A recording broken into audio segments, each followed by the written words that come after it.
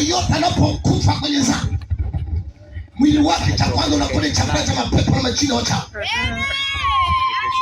Point ya pili, unapokufa hujaokoka ukafia dhambi, unapengwa milele katika moto wa milele.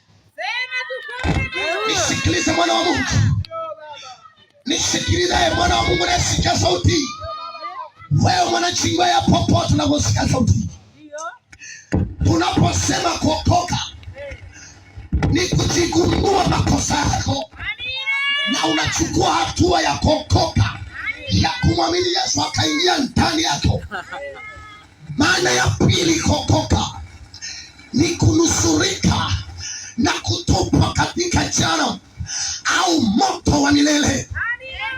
Piga makofi kwa Yesu,